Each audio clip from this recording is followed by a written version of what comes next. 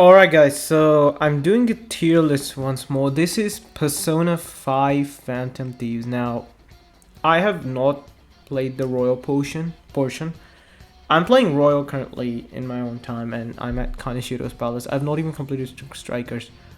So, I know Joker has a Strikers profile pic here, but these are all the Phantom Thieves in Persona 5. And I know you might say, why is he here? There's a reason, because Mishima technically helps them, in the fan site to send out a calling card. But let's start off with Mishima because even though he's on the list, he's not getting higher up than anybody else. It's just, honestly speaking, Mishima, because I'm putting this in terms of story, but for Mishima, I'm gonna add the social link as well because I remember his social link. Mishima, I can get what he was trying to do, but I feel like Mishima is just there for the sake of the first palace, and then he's there for the sake of, here, you have something to work for, I guess.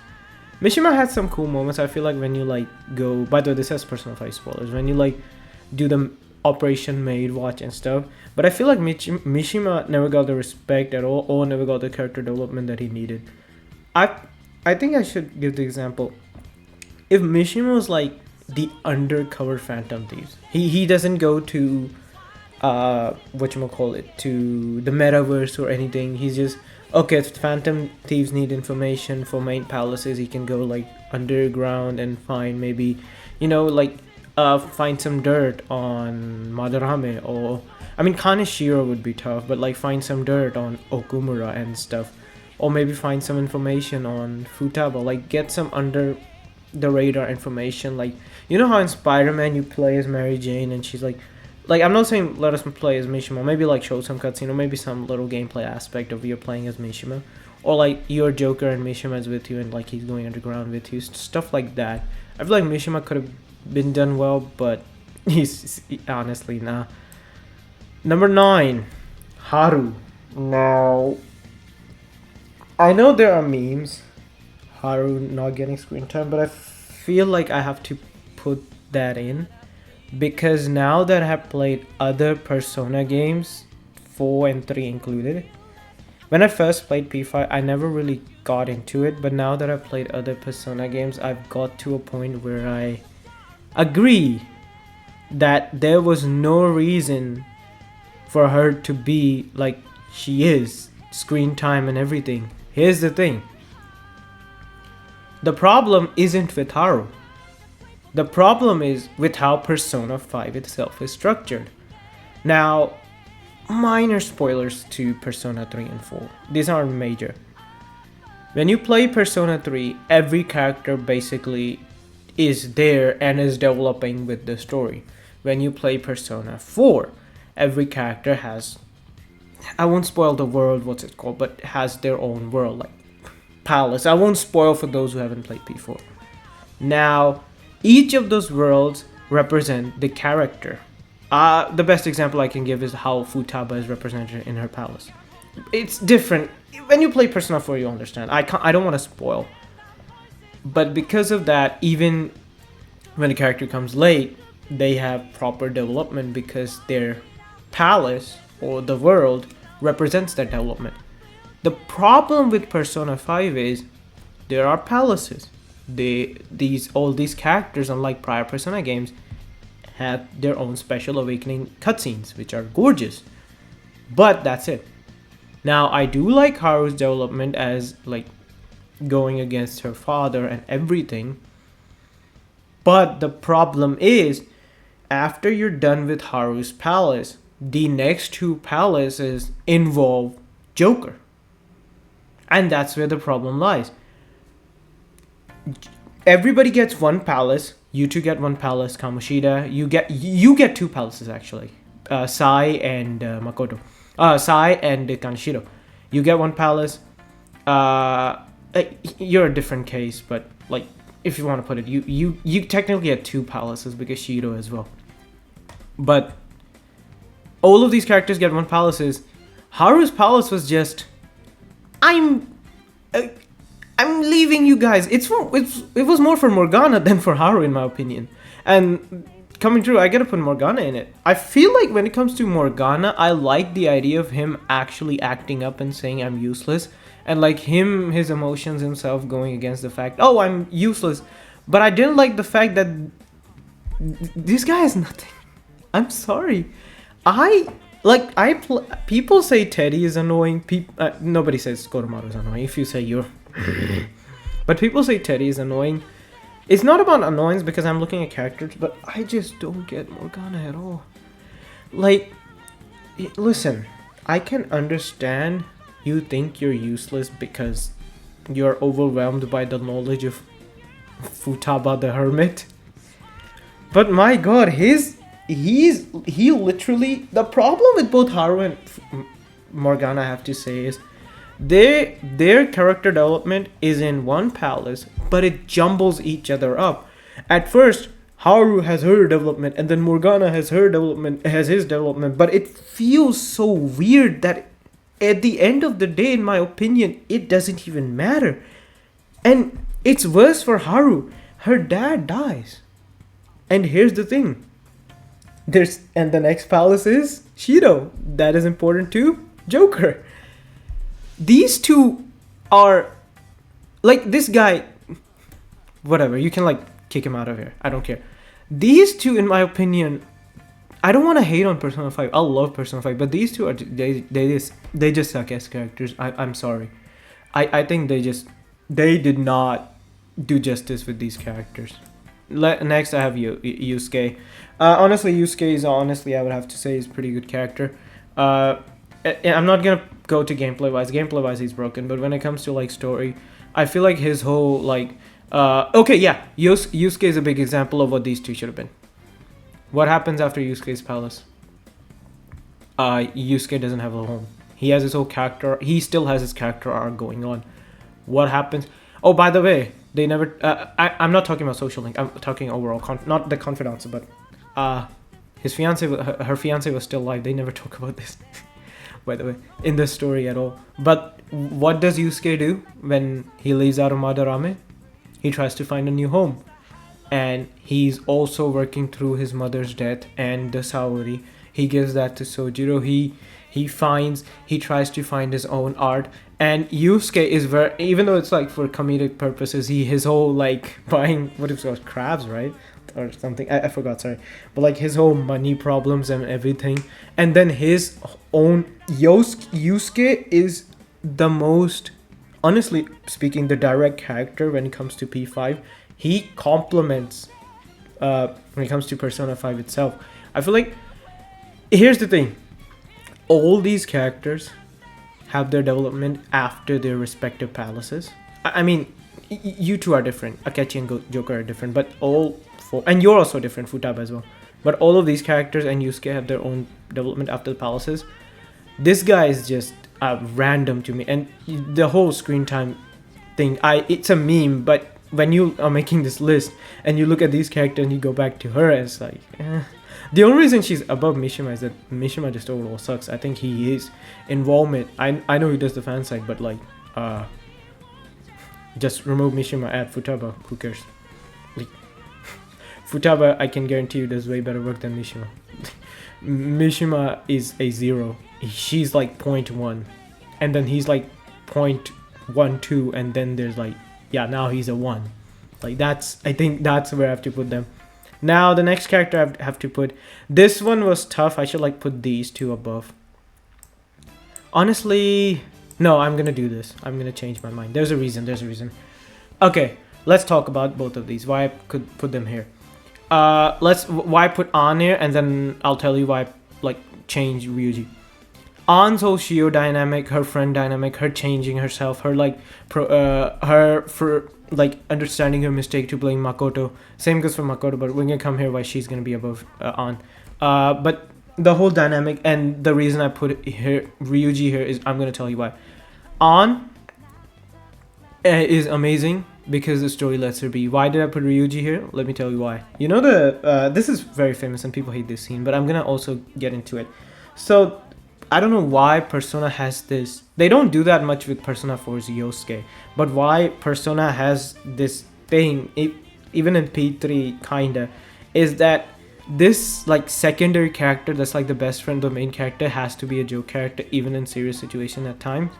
Ryuji, for all purposes, I have to say, and this is why I also hate Morgana, but this isn't the reason I put him here. Calling Ryuji stupid is honestly, I don't get it. It's baffling to me. I know he's a loudmouth and he has some whole funny moments, but for some reason, and it's funny, I get it, but like when it comes to characters, like important characters, like, oh, he just sacrificed himself to save you all, now he's alive, and then what to do? Beat him up. Dude, hug the guy. There's a thing called hugging in this thing. The reason I put Ryuji here is that he's a really good character. The game, I just feel like Persona 5, the game itself, is just against him. For Atlus just likes to cut these type of characters. They did not do it with Yosuke that much, though. I would say Yosuke at the end. Yosuke has other issues which I am not gonna talk right now. But this, him, Junpei, I'm playing Persona 1, I'm gonna assume Masao is gonna be like that maybe. Like, Atlus likes to cut these type of characters. I would have put on here, and honestly I could still, but it's just that on her whole Shio thing after the palace. Same goes for Ryuji. What did he get after palace? His whole mother thing, and how Kamoshida broke his legs and everything. But the thing I feel like is that the game, when it comes to On's direction, the game was way more serious. But when it comes to Ryuji's direction, it's like, ha ha ha, let's just hug this guy. Now let's get back to On. On's whole Shio perspective I talked about, her whole acting perspective, and her as a like character, like for like whole Makoto perspective, I really like when it comes to the story of the game. Now let's talk about the Queen Makoto. Okay, when it comes to Makoto, I feel like this is now comes the characters that are actually properly, I want to say, developed, and there's a reason for these characters to be at the top. Makoto, after her palace and during the whole story, she has this conflict with her sister being Sai Nijima, and then she has at times, I guess, kind of with Akechi. But the conflict itself is she feels she's useless. It's at the start of the game.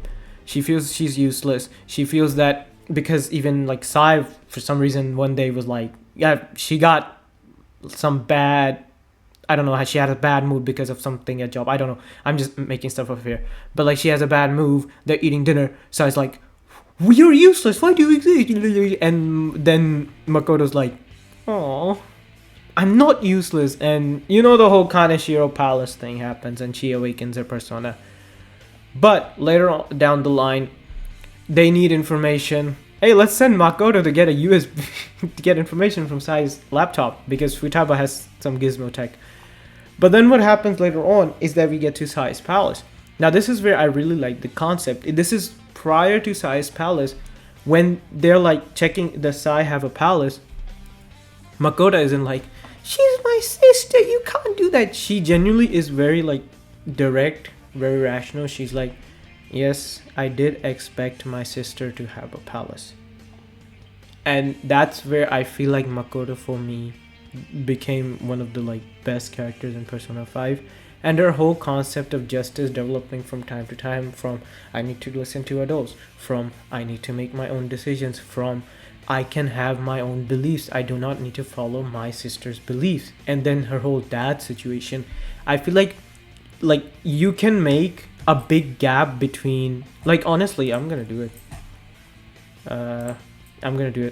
Add a row below. You can make like a big gap, not two, I feel like that's too much. Delete row.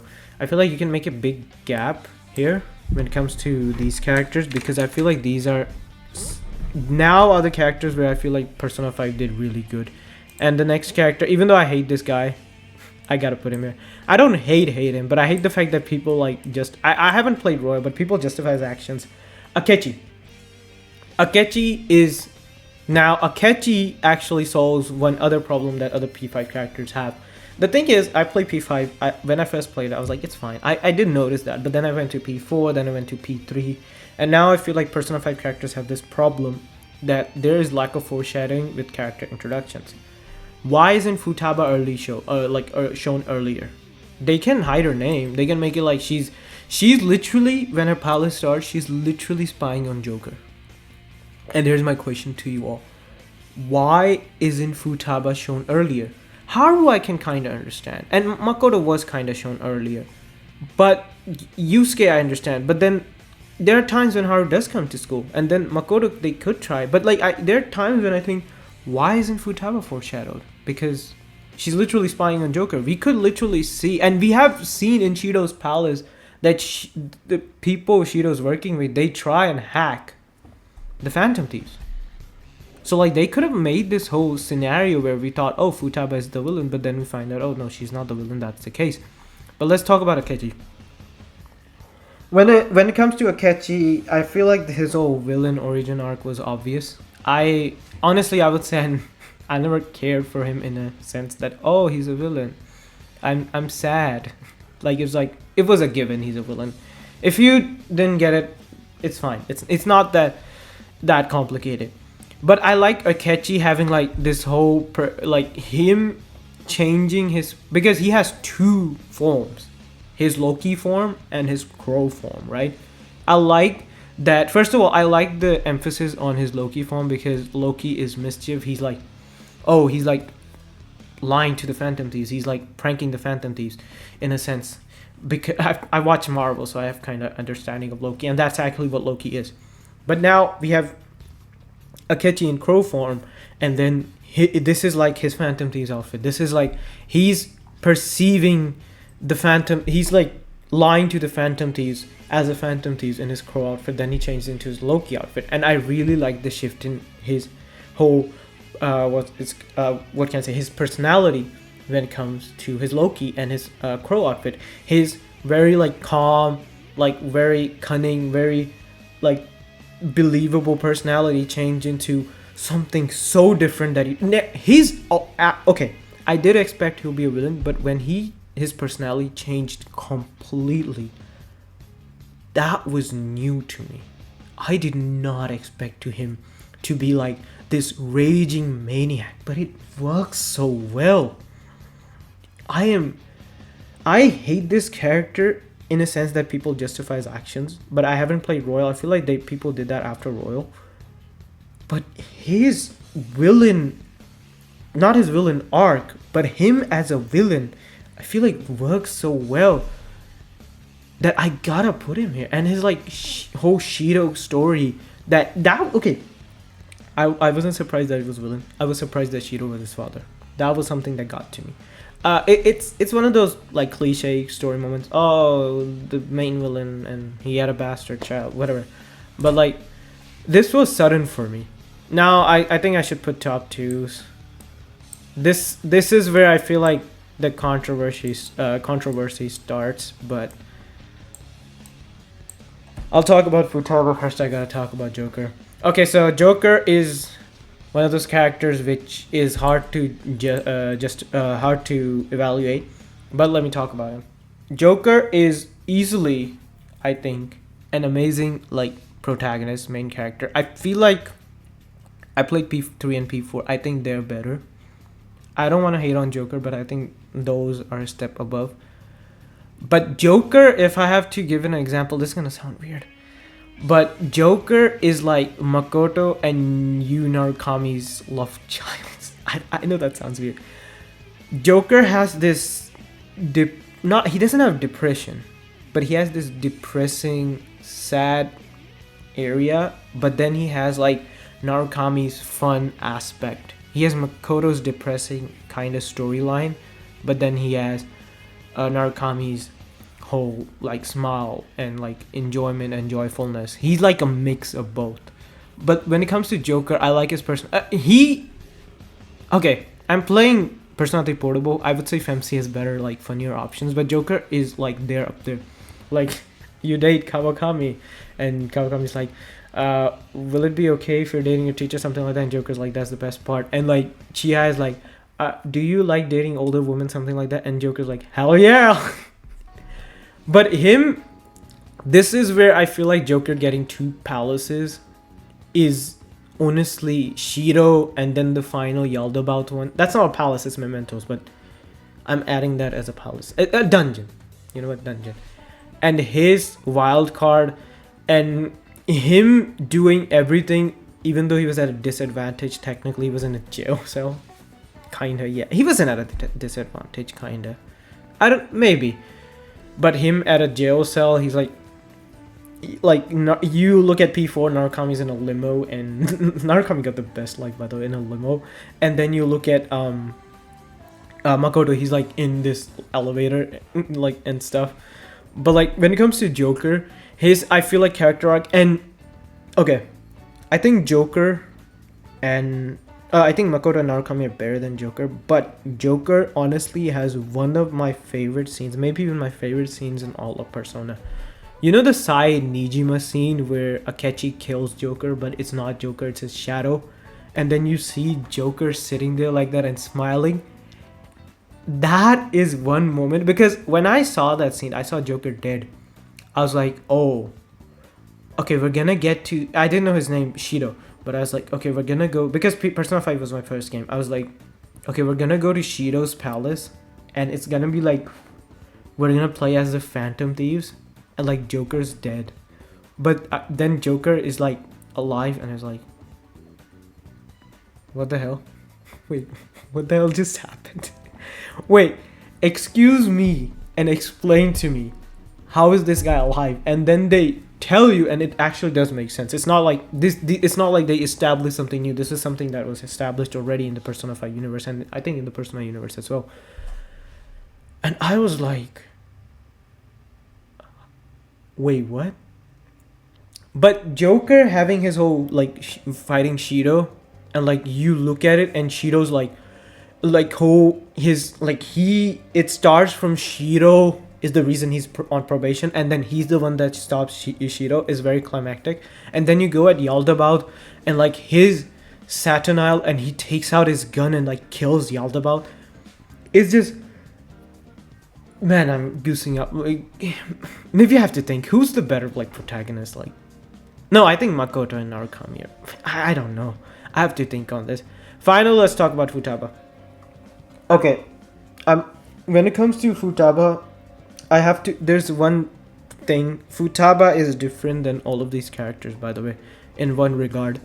So everybody has their own palace, but their palace, it's not their palace, it's the enemy's palace, but that's where their persona awakens, and you see them accepting themselves.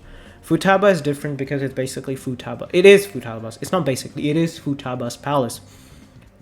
Futaba's palace is like Persona 4's character palaces. And her, I feel like because of that, because maybe it's my bias, because I love how P4 is structured in that regard, I look at Futaba and her character development, and then her mother situation, and then the whole situation of him with her with Sojiro, and how she is opening up from becoming a shut-in to actually moving like around outside, Joker helping her out. Futaba is like character that starts from the bottom, and she's growing up and becoming better as we speak. And then she has this knowledge when it comes to the metaverse, and she has her mother being involved with it in the past and everything. I feel like Futaba from the stars takes massive W's from her palace to her mother situation to her Sojiro, to like increasing her own, like when it comes to like becoming a shut-in and then growing up, and then her like becoming, she's basically, Futaba is basically the genius, right? I know Makoto exists, but like she is basically at the genius of the group. Like everything becomes a check mark. And you know how I say that, oh, maybe Mishima should have like be the investigator. You can make the case that Futaba also investigates stuff for them. Like, that's where I feel like Futaba takes the cake, is that she's literally a whole package for the Phantom Thieves, in my opinion. And I feel like this, she is the check mark of how you make a really good character.